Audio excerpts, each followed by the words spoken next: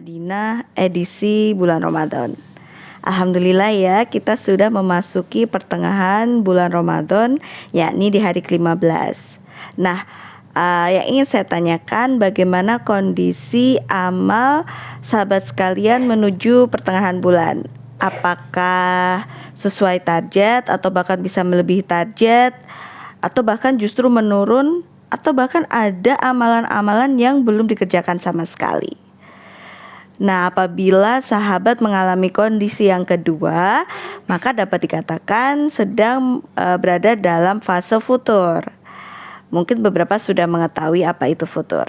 Nah, futur itu sendiri adalah salah satu kondisi degradasi iman dan juga amal, sehingga tentu saja mempengaruhi kualitas dan juga frekuensi amal khususnya di bulan Ramadan. Nah, apakah ini adalah sesuatu yang normal? Alhamdulillah, tentu saja ini adalah sesuatu yang sunatullah atau wajar untuk terjadi di setiap mukmin, bahkan pada sahabat Nabi sekalipun. Nabi Muhammad SAW pernah bersabda bahwa setiap peningkatan iman dan amal selalu ada penurunannya. Jadi ini adalah sesuatu hal yang wajar. Yang menjadi perhatian kita adalah bagaimana kita mengetahui bahwa kita sedang dalam keadaan futur.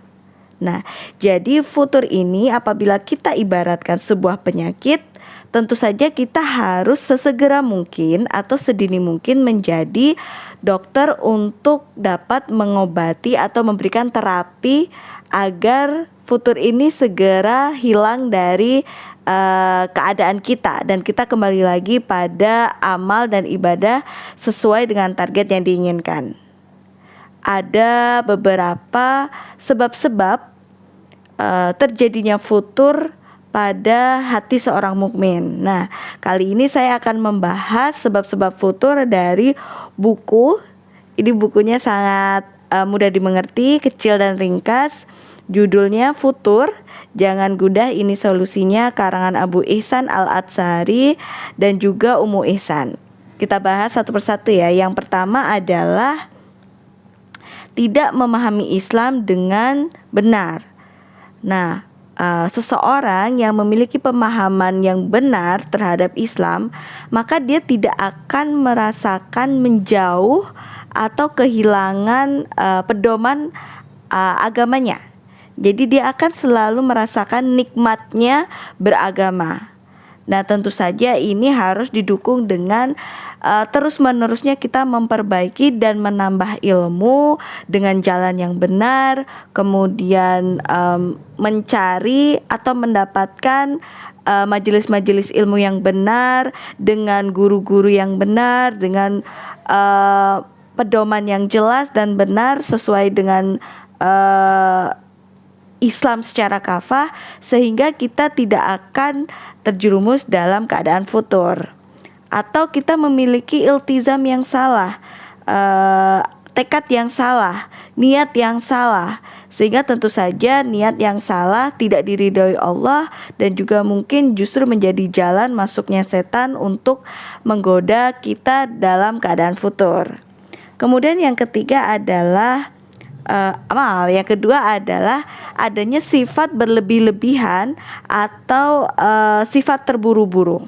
Kadangkala kita ingin mencapai target atau ingin melebihi target 2 juz per hari misalkan, tetapi kita lakukan dengan terburu-buru, tidak dengan manajemen waktu yang baik, sehingga itu hanya sebagai rutinitas. Nah, rutinitas yang kita lakukan secara monoton kemudian berlebihan, itu justru akan menyebabkan keletihan atau kemalasan atau penundaan atau yang kita sebut dengan futur. Nah, kemudian yang ketiga adalah takjub dengan diri sendiri atau justru malah masa bodoh dengan diri sendiri. Orang-orang yang kemudian takjub pada diri sendiri atau kita sebut sebagai ujub atau sombong, kehilangan kemurnian niat, sehingga disitulah setan bisa masuk dan tentu saja setan bisa mengarahkan kita kepada kefuturan. Yang kemudian yaitu melalaikan prioritas dan meremehkan perkara makruh. Kadangkala kita ingin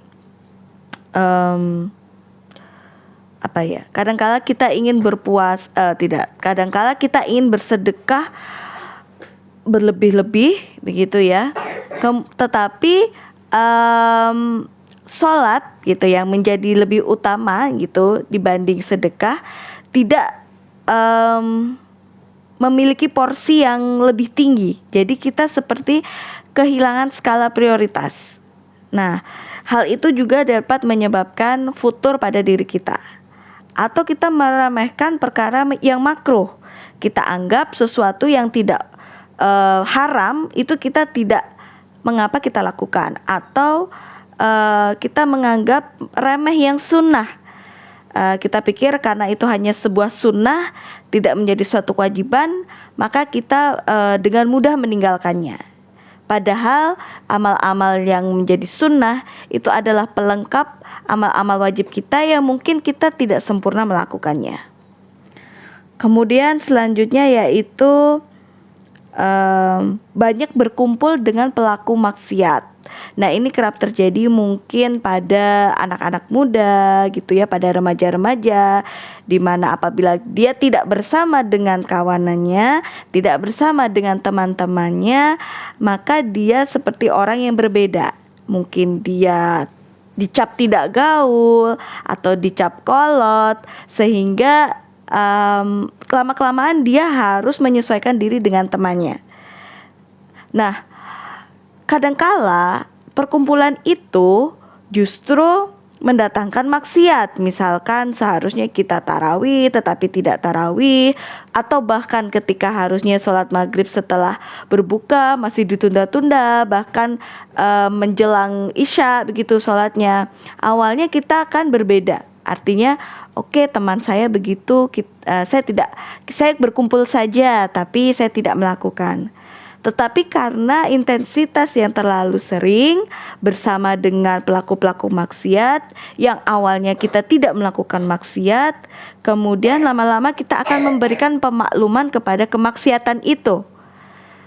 Dan lebih jauh lagi, kita justru akan ikut terjerumus dalam kemaksiatan itu. Nauzubillah min dzalik. Nah, ini tentu saja yang harus kita waspadai. Kita harus tegas terhadap teman-teman ketika mereka melakukan maksiat.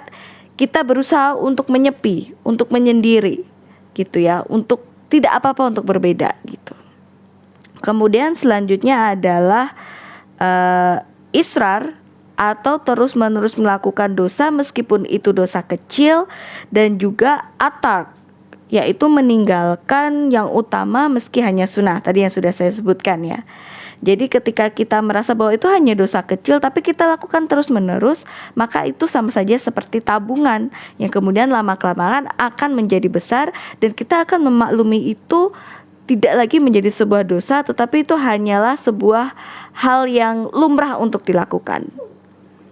Yang kedelapan yaitu tidak memiliki tujuan yang jelas. Nah, kita kadang-kadang tidak memiliki arahan atau goals apa yang akan kita capai pada bulan Ramadan, sehingga apabila ada temannya mengajak kepada kemaksiatan atau menjauhkan kita dari amalan-amalan yang harusnya kita capai, kita akan ikut dalam arus begitu ya. Jadi kita harus punya tujuan yang jelas atau goal yang jelas. Yang kesembilan adalah faktor eksternal, mungkin dia teman, kemudian mungkin bahkan dari keluarga. Sudahlah, kita buka bersama di luar aja, nggak apa-apa, nanti misalnya sholatnya nanti aja ketika di rumah begitu ya. Padahal sudah sangat mepet. Yang kesepuluh adalah menjauhkan diri dari lingkungan Islami.